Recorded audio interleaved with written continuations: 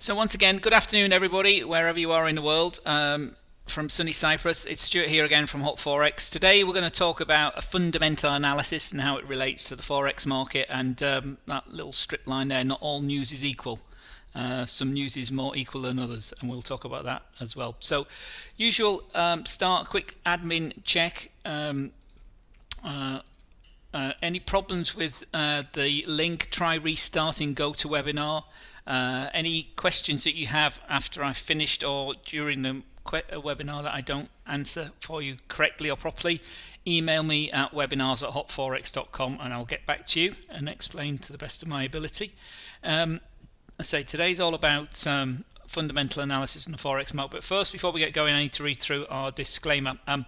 This material is provided as a general marketing communication for information purposes and does not constitute independent investment research. Nothing in this communication contains or should be considered investment advice or an investment recommendation or a solicitation for the purpose of buying or selling of any financial instrument.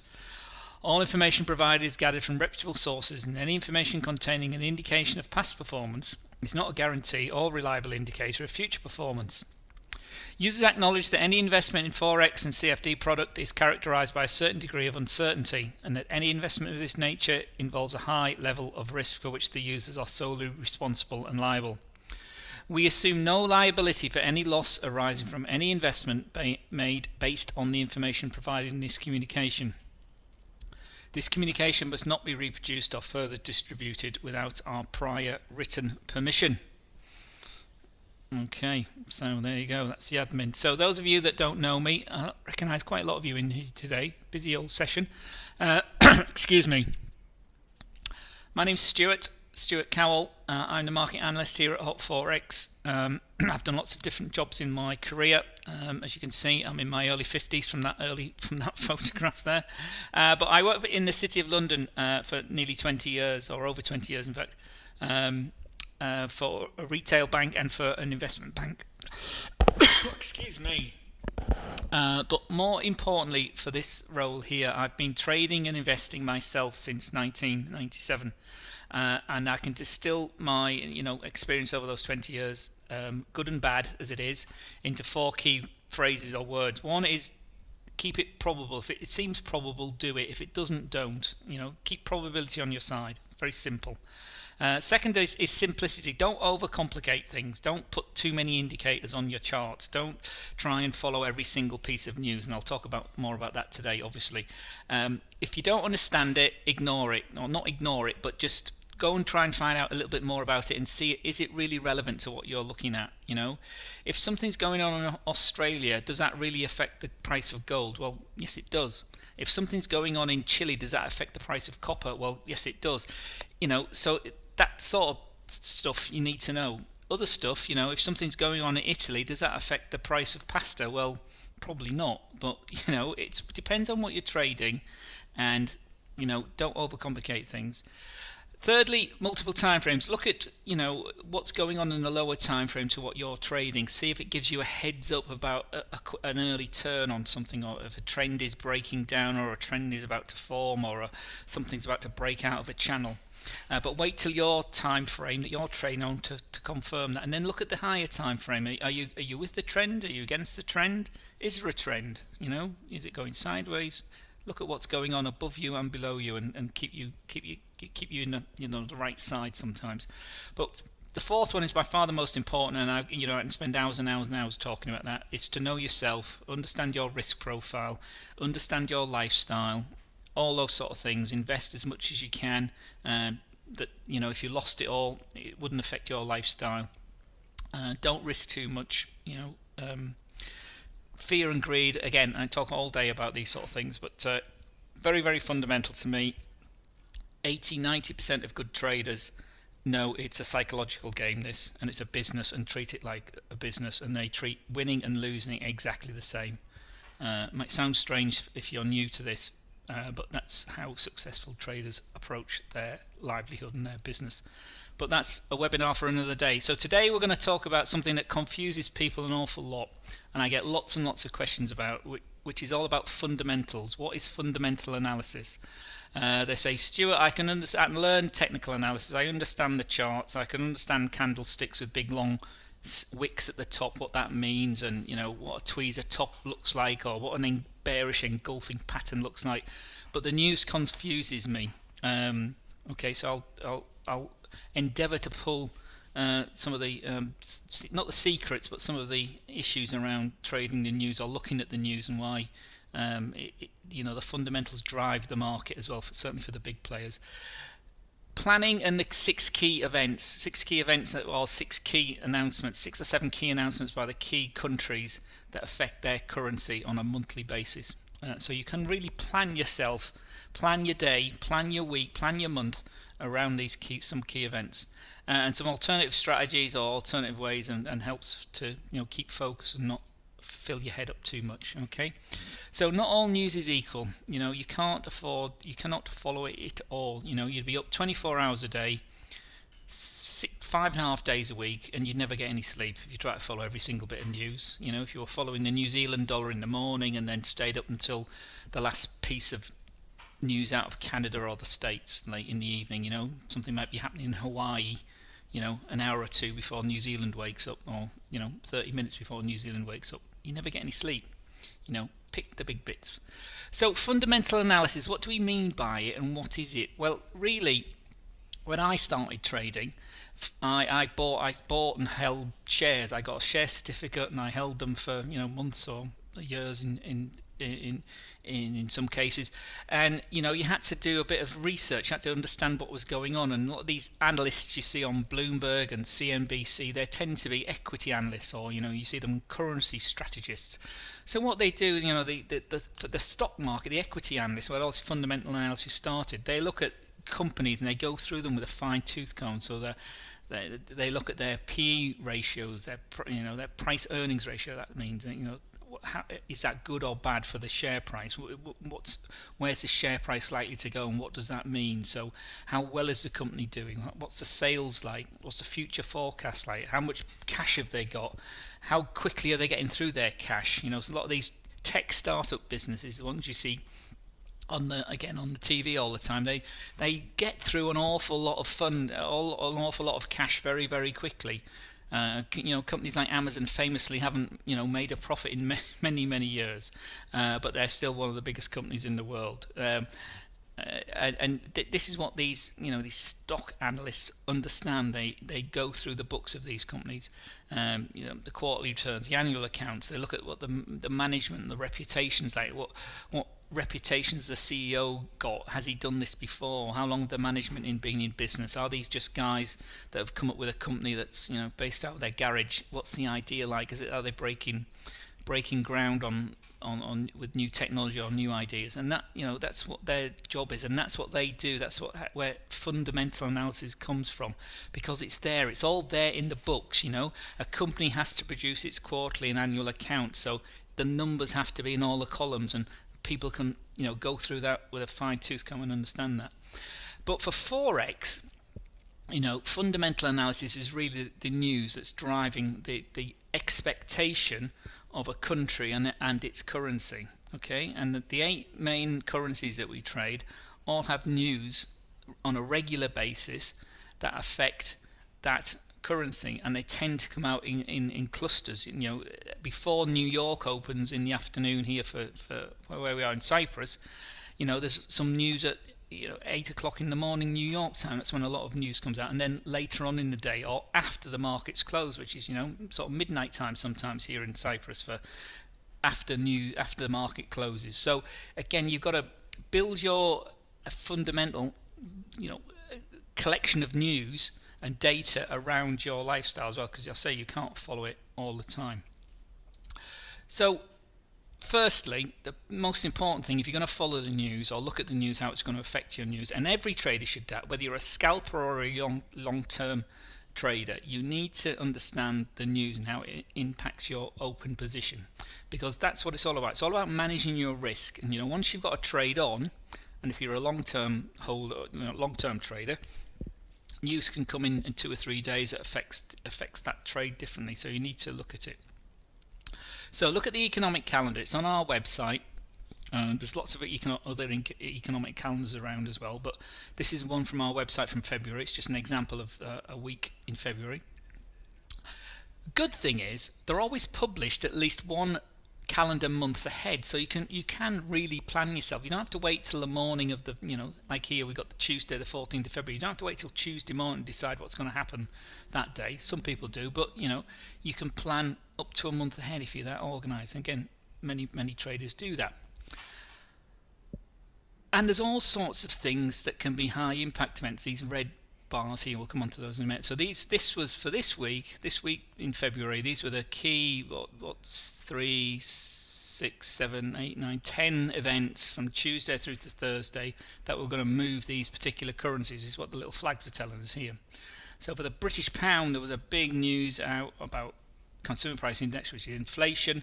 It came in under, so the expectation was 1.9. It came actually in at 1.8, so it's red here, so it's missed.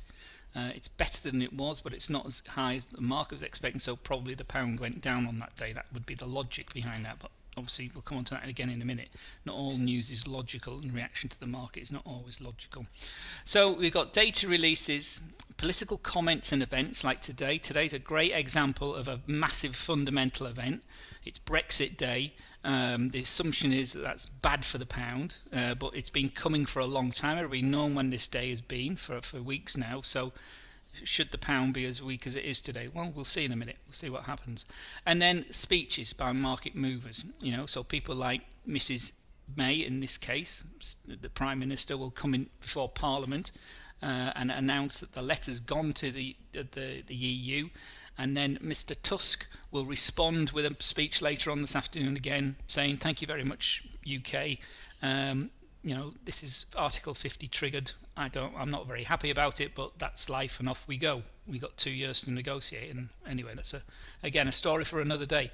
But Mrs. Yellen speaking, or President Trump speaking, or tweeting. In fact, he's at the moment the market is very, very much driven. And when I say market, I mean the stock markets, the bond markets, and the forex markets are very, very much driven by events. The data is actually secondary. So some of these facts that are coming out are somewhat secondary to the feel good factor, or the lack of feel good factor, the sentiment, I call it, out of New York in particular, out of Washington I should say. So anything Mr. Trump says, or anybody of his administration, has quite a dramatic effect on the markets at the moment. And the data is secondary. But again, we'll come on and look at that later. Okay, so use the economic calendar and plan your events, plan your days. Especially if you're a scalper, you need to know when these big events are happening to either get in or get out of your particular trade. Sometimes people say, well, that isn't enough. The big high impact events, the red events, let me just go back up, there's not enough. There's, what do we say, there was 10 or so events there over 4 days. Well, that doesn't give me enough trading opportunities. I've got 3 trading days and 3 events here, 4 there, 3 there. I want to trade more, So some people say, well, let's look at the next event down, the medium events. So here we've got 20 events on one day here, I think, on the Wednesday. So is that too much? Again, this oversupply of information can be, but you need to decide what it is that you're trading around or avoiding or be aware of, because obviously all these events will have their impact on the particular currency. Obviously some of these are the same events. Sometimes they have monthly figures as well as annual figures, or quarterly figures as well as monthly figures, and the quarterly figure can be good and the yearly figure can be bad. So what's good here is average here, and then the overall effect is white. There isn't one, and that's again the problem with trading news or understanding the fundamentals.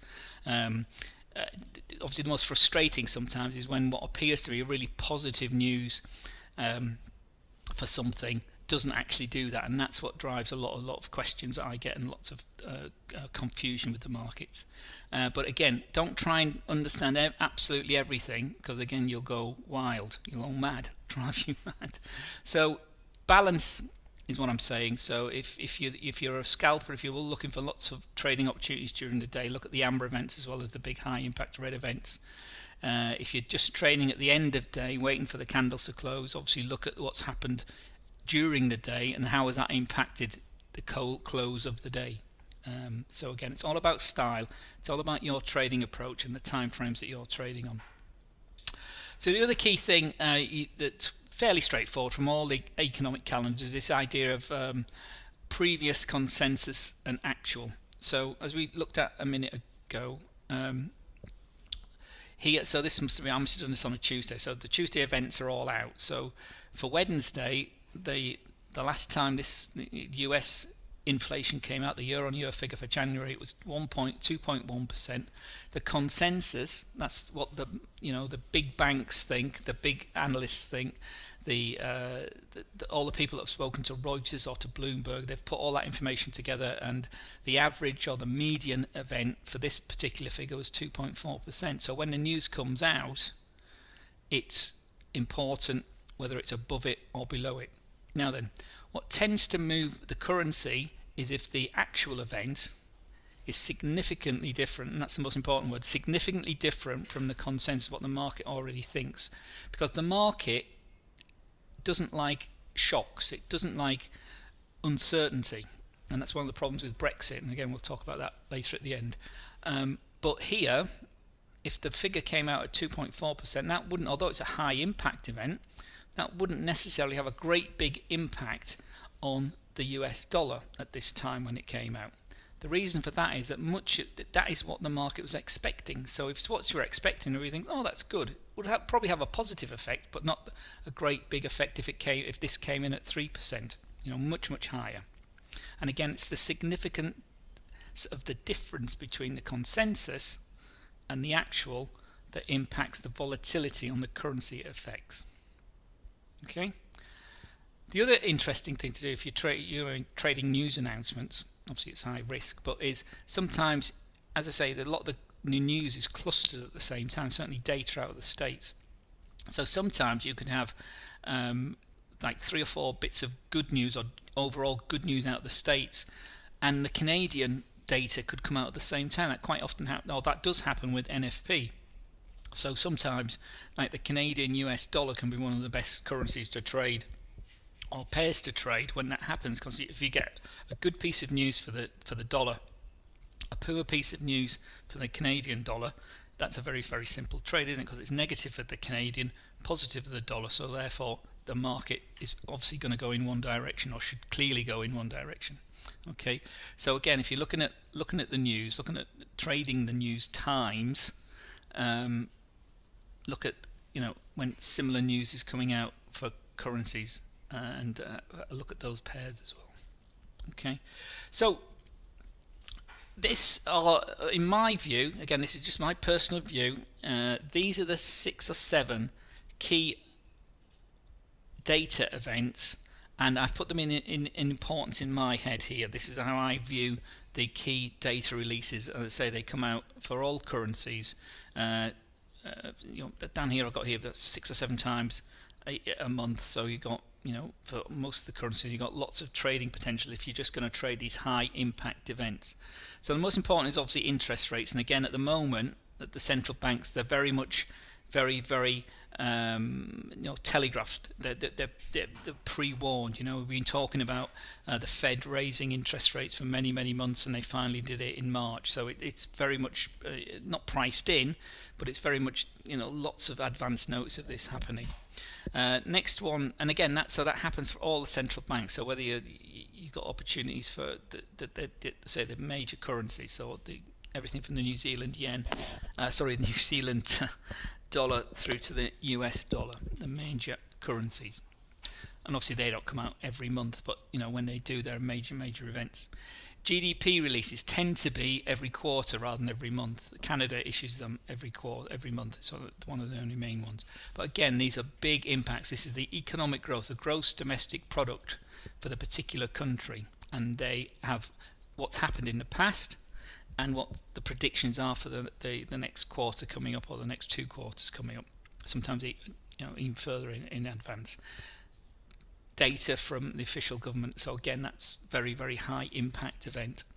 CPI, or consumer price index, or retail price index, but this is the preferred sort of 3-letter acronym now, consumer price index, which is basically inflation, which is prices going up if we got inflation. And that's what all the central banks have, this mandate that they're looking to get inflation to around 2%. So there's a little bit of price prices going up in an economy, which is good for economy because it means it's growing, and that a little bit of inflation at 2% is good for GDP. It suggests that the country's growing, and therefore interest rates might be able to start to rise, and that's where we are now with in the US economy. They started this procedure to start increasing interest rates, and the rest of the world are either going the opposite direction or just thinking about not moving at all. So that's why we've got this interest in the US dollar, and why the US dollar's risen recently and the stock markets in the US have risen recently. After that, in my view, again, is jobs, unemployment. Again, these come out weekly, and in some areas monthly, for the big NFP figures out of the States and Europe and the UK and China and Japan. Jobs news is important because obviously that's if people are employed, it's the amount of people employed, their earnings. That's the big problem in the States. The earnings figure is very important as well. So look for that as well. And then 5 and 6 here, I've got retail sales is important again. So it's again many of the Western economies in particular are driven by the consumer. They're driven by people spending, and that's what's kept UK ticking over recently after the expectations of Brexit. So and then confidence in the future. These are good because things like PPI data, they're forward looking, and they're predicting forward. Some of this data can be backward looking. Some of the GDP releases of what's already happened, that's sort of confirming what's already happened.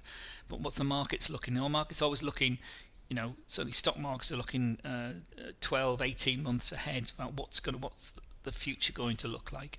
And in Forex it's the same. So they'll look for good consumer and business confidence, because that's an indication of how the general economy is growing.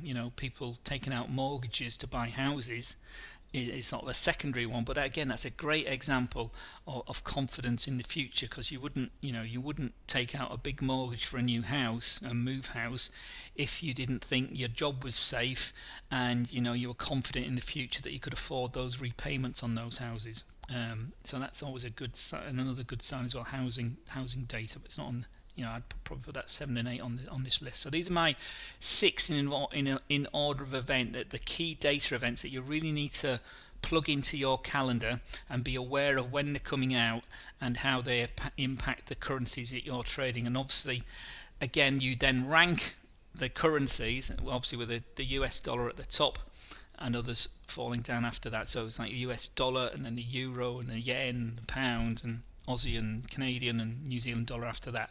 So put them all together and you get up, you can have up to 50 high impact events each month. So there's enough news out there just with the high impact events to give you sort of 2 or 3 opportunities a day potentially on average during the typical trading month. Okay, and then obviously some weeks are busier than others. So look at the high impact events. Intraday, as I said before, intraday trade, you must know when these high impact events are happening. Many swing traders and intraday traders get out, of any open position that they've had for a few days, or 30 minutes before a huge event, and then re-enter after the event if the trend is still ongoing, or if the channel is still intact. They will look to get back in their trade. Others, I tend to just leave mine. To be honest, when I'm trading at the end of day trades, I don't really impact the news in that sense. If you're trading the actual event, the actual, that can be really risky and very, very volatile. So, a different way of approaching it might be to look at the expectations of the event or the reaction to the event afterwards. So, for instance, the last time the Fed put the rate up back on March the is it only March the 15th? Oh, yeah. When they increased interest rates, that was very, very well telegraphed. As I said before, the market was priced in. It was all priced in. It was a virtually 100% chance of them happening, and it did happen. And so the actual move at the end of oops, excuse my Skype. At the end of the actual event was quite significant, but perhaps not as significant if it hadn't have already been priced in. And then after the day, there was a reaction thereafter, and that's why you might want to trade the news after the event. The other interesting thing is when these central banks make their announcements, or there's an announcement from if you're trading stocks, if there's an announcement from Apple about their quarterly share sales or their quarterly profits or earnings, quite often the announcement might have one impact, and then the press conference or the analyst call, as they call it for stocks, can have either compound the announcement, i.e. make it better or worse than the announcement was, or indeed sometimes it can contradict some of the market's interpretation of the announcement, because the press conferences are unguarded. The Mrs. Yellen or Mr. Carney or Mr. whatever the head man at Apple's called, I forget his name now, they read their prepared statement. The earnings are physically there. Get rid of Enrico, it keeps popping up.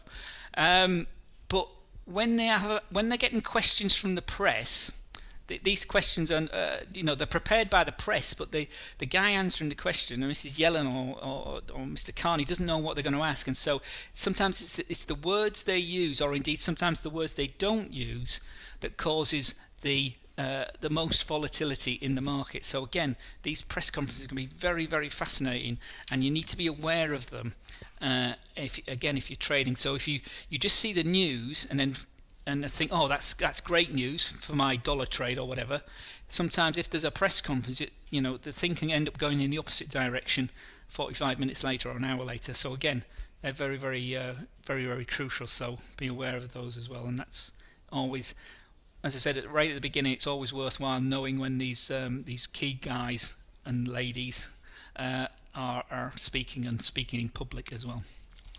Okay, so the other key thing about news, sometimes it's often just absorbed, it's already taken into account, or us as retail traders at the bottom of the pile, some of the big guys, somehow they get the news, or they get a feel for the news. They shouldn't do, but it gets out. There's gossip, there's leaks, on the street, literally on Wall Street, or in a bar, or on the tube in London or something, or out on the wire. Sometimes this news gets out, or the feeling gets out, so it's already known by some of the players, and quite often as well, it's already, as I've said before, many times it's anticipated and already priced in. So what may appear a really positive piece of news doesn't move anything, and again, that can be very, very frustrating, but that is just what happens in the market. As I say, I've summarised it there. Don't always assume 1 + 1 = 2.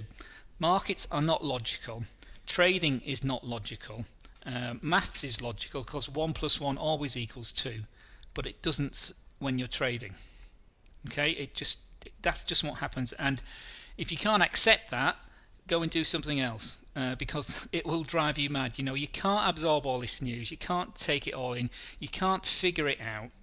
So that's why go back to your charts. A lot of people are, technicians say trade what you see, not what you think. They argue 100% technical analyst, or somebody who only trades the price, will say all the news is already built in and it's presented there in front of me on my line chart or on my candle pattern, and I don't care what the news is. That's fine. If that's his approach, that's his or her approach, that's fine. That's his. And sometimes the explanation comes out many weeks later. Great example was the crash in the pound in October. It was a build-up of news, build-up of sort of negative news. There was some news, Mr. Hollande was speaking that night. There was a general sentiment against the pound that day. And then what happened was the volatility went down, there was low liquidity, and then it transpires it was a trading desk in Tokyo in one bank, Citibank. He pressed a few buttons incorrectly, and that just sort of mushroomed, and that caused that great big spike down, because the robots saw it all and they all just piled in, and they all just didn't think, and everybody piles in for a few seconds and off it goes. You got this huge spike down to whatever it was, and that's the sort of thing that happens. So it will drive you mad if you try and follow all the news. So just keep it all in perspective and keep it in your trading time frame. So if you're a scalper, you need to be just aware of those big news events. If you're trading in news, you just be aware of when it's coming out, and sometimes get out and wait till it's happened and get back in at the reaction, as I say. But don't ignore it, that's for sure. So I've some examples here. The NFP might come out beating expectations dollar rallies. I think this was from the January one, this comment here, but then fell back very, very low to the close of the day. This is another great example recently on, I think this was again back in February when I first did this, put these slides together, but there was no clear explanation of this move. It rallied on no news at all, 150 pips. Sorry, dropped 150 pips very, very quickly in a couple of hours, and then it reacted over 200 and plus pips very, very quickly again. There's no news that ever came out to explain that. Again, it's just, some big orders in the market can skew it, some activity that we don't know about can skew it, and you get certain patterns occurring as well. Gold has a great seasonality to it, and you see at different months the demand increases, so it tends to have a good sort of a good February, springtime. Lots of buying of the gold, of the asset itself. The wedding season in Asia can be very, very positive for the gold price.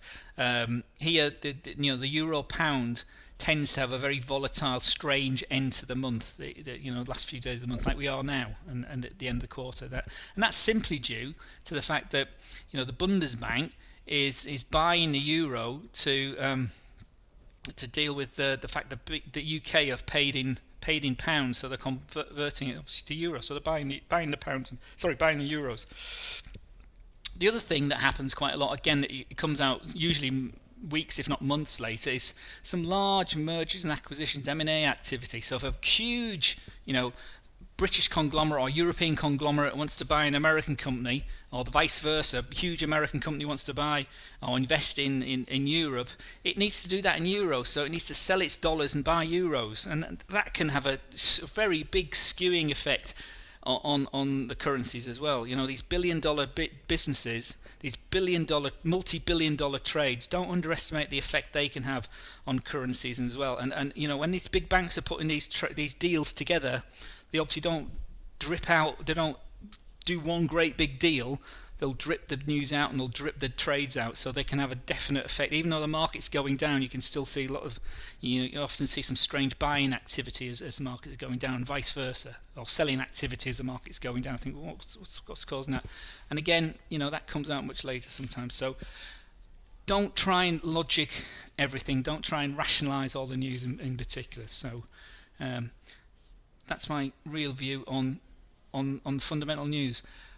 Today is a great example. Brexit, I'll put on here the most important historic day for UK and potentially the pound. So what are the charts telling us? Well, yesterday, or over the last few days, we've been up to 126, and yesterday, we collapsed through 125, and we even went through 124 this morning. So 200 pip move in the space of literally a few hours here, isn't it? Over a couple of days.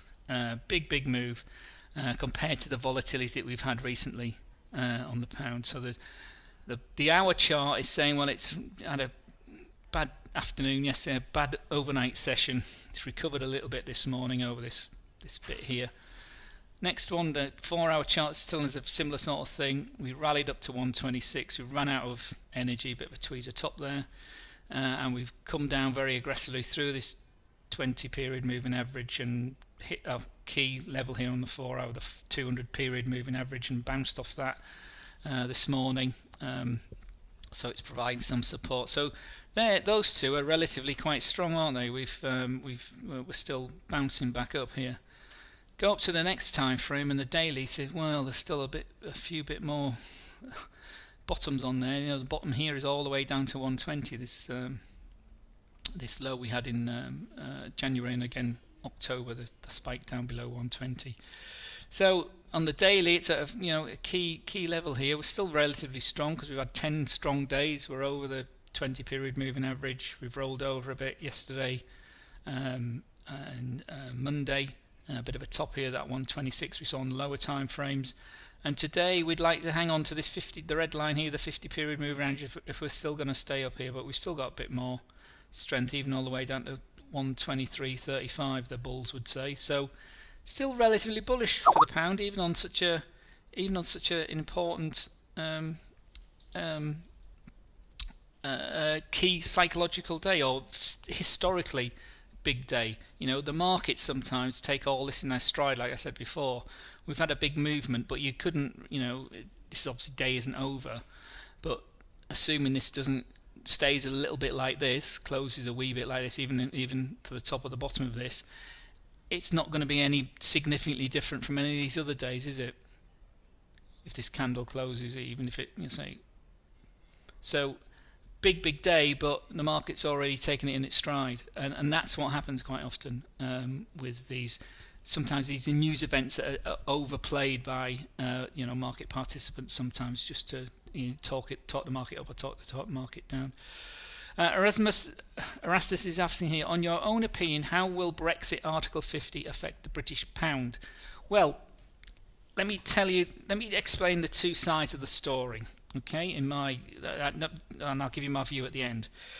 The bears say, the negative for the pound say, markets hate uncertainty, and that's what Brexit is. This is the beginning of a process that's going to schedule to take 2 years. My view is 2 years is very, very short to get all these sort of things sorted out, and I think there's going to be a bright old fudge, good old-fashioned European fudge. If you don't understand what the word fudge means, look it up. It just means nobody wants to do this. The Brits say they want to leave, but economically it's just it doesn't make any sense really. And the Europeans certainly don't want them to leave, because as Britain leaves, there's the potential that others might leave as well. Oh, I need to log out of Skype. I'm sorry about this. There we go. It's gone now. And there's a huge deficit. Second point, there's a massive deficit in the UK, which is only getting bigger with the weak pound. The other thing, UK's relied very heavily on inward investment, and it's been quite a flexible, open economy. So lots of countries are investing in the UK, whether it was in as a base to get into the EU, or the appeal of London and the city and the property market. So there's lots of money from overseas, Europe, China, America, lots and lots of inward investment, and that's started to slow down after Brexit. The problems with the Scottish referendum, or the second Scottish referendum, that just creates more uncertainty whether that's going to happen in the next 2 years or further out. That's questioning mark over the pound and investment in the UK as well. And also the consumer's been very, very resilient in the UK, but there are signs that he's starting to slow down, or they are starting to slow down. Amazingly, they've been spending right through up since the Brexit. It hasn't slowed down at all, and that's what some of the bulls would say is quite positive. So they're all the negatives. On the positive side, or the bulls would say, well, this is priced in 120 against cable, against the dollar. This is a 30-year low. So is the British economy in as bad a state as it was in 1985, or in the early 80s, as it was compared to the American economy? And many people argue no, it isn't. So many people are saying, investors are saying, well, this is fundamentally undervalued down here at 120, so that's why we've seen some resilience here. Is that the case at 125 where we are, well, wherever we are today, 125? Is that still the case? Well, most of these bulls would say, yes, it is. I'm still buying the pound. They'd also argue, that the resilience within the UK economy, that's been the example of the data's held up. People have kept spending, consumers have kept spending, industries have actually kept investing. Shows that people are still investing in the UK. And the other thing as well, the Bank of England immediately cut interest rates on the Brexit vote to stimulate the economy, and they've talked recently about actually having to increase interest rates because inflation's back as well. So any increase in inflation and interest rates obviously means the pound, well, I'm saying obviously, it tends to mean that the pound will rise from here as well. So that's the other side of the story. That's the bulls. My own view, for what it's worth, is that yes, we've touched these 20 lows. This reaction from 121, where we were just 2 weeks ago, to 126 was too quick, too fast, too quick, and but the reaction's been quite quick as well. So this is a massive situation. Nobody's done this before. They talk about it like as a divorce, and a divorce involves two people. And as somebody said on Bloomberg this morning, this is one person against 27 other people, and so it's going to be very, very messy. And it being concluded within 2 years, to the satisfaction of both parties, is I don't know. I think it's very, very ambitious myself. So I think there'll be more uncertainty and volatility on the pound. And if I had to put where I think the pound would be, I think I think it's more to the downside than the upside. To be honest, I think certainly in this as we go through the next few months. Because the other thing as well, remember, is within Europe we've got this huge political upheaval of elections in France and elections in Germany. Now at the moment it all seems okay. It seems like the extreme views of Mrs. Le Pen and the AfD in Germany aren't going to get the impact the people were worried about. But if fact is, if Miss Le Pen becomes president of France, although how slim that chance is, she will offer the French people a vote to leave Europe. So again, that's pressure on the euro as well as on the impact on the pound as well. So anyway, that's my own view, Erasmus. I hope that's answered your question. But that's only my view, and as I say, trade what you see, not what you think. So yeah, trading news, it can be tricky, but don't overcomplicate in your own head. Keep it clear. Keep your views on the big picture and the high impact events. And my screen won't move on for some reason. On to the next slide. Oh, there we go. Too quick. So that's it really. Any more questions? And I'll just run through some final slides quickly. I hope that's explained some of the funnies with currency pairs as well and news. Nobody? Okay. All right, so these are our webinars coming up. Obviously, that was today, our fundamental one. Journal tomorrow, some live analysis, correlation, some more news. Kay's views on trading news next week as well. I'm away week beginning the 11th of April, so Alvaro's going to do some live analysis that week. Also Fibonacci and some more live analysis after that. And then at the end of the month, we're looking at putting it all together. I've called it here: risk, target, stop loss, money management. It's all about risk, this business. And then Kay's got a final comment on these Brexit views at the end of the month as well. How will Brexit affect on the gold price? Brexit and gold are not correlated at all, Ali. Gold, the thing that drives the gold price is it's very seasonal, throughout the year, and it's been strong recently because we've had a fear in the market. So every time the markets, when I say the markets, the stock markets start to go down, gold tends to go up. Okay. Also, we've had a weak dollar for the last few weeks. That helps obviously all commodities because everything's priced in dollars. So if one side is weak, like the dollar's been, it makes sense that the other side will go up. And so that's why things like copper, oil, wheat, cocoa, and gold and silver have all gone up recently because of the weakness of the dollar, rather than any fundamental desire to own gold. But again, that's so Brexit and gold not really connected. If you said Brexit and the Aussie dollar, gold and the Aussie dollar, that has more of a direct correlation because the Aussie dollars Aussie produce quite a lot of gold. So I can't see a big correlation between those two things, Ali. Okay, so if you haven't got our app, do download it. It's great. It's got all our analysis on there. It's got obviously all the prices. It's got the latest news as well. It's one of the first things I look at in the morning. Sad person that I am. See what's gone on overnight. Again, a couple of slides on my books, or the books I would recommend if you're new to trading or you just want to find a bit more about trading. This is a story of Jesse Livermore, The Reminiscences of Stock Operate. So if you want to buy one or download one, read this one. Jack Schwager, interviews with market experts from the 80s. He's got a new book out at the moment actually about how to be a futures trader, which is interesting reading as well. Another one of my favourite authors, Mark Douglas, The Disciplined Trader and Trading in the Zone. Two great books they're very dry because it's all about psychology, but this business is about psychology, and if you understand yourself, understand what you need to learn to go on to the next level, look at these two books. Elder and Van Tharpia, these two guys teach people how to trade. Again, three great books here, and they've got some more up-to-date ones as well, but you'll find those out on the internet as well. Alexander Elder and Van K. Tharp. Again, talk a lot about psychology, particularly about stock markets, to be honest, rather than forex. Michael Lewis, he's just a general. Used to work in the city, not in the city, in New York. Big Short was his one of his most famous books. Lies Pokers was probably his first one that broke him into the big time. Big Short's been made into a film. Flash Boy is a great book about high frequency trading, and in my view will make a better film than The Big Short was. But anyway, Taleb talks about probability and randomness. Two fascinating books: The Black Swan Events and Probability and Randomness. That's fascinating. Always makes me smile, that book.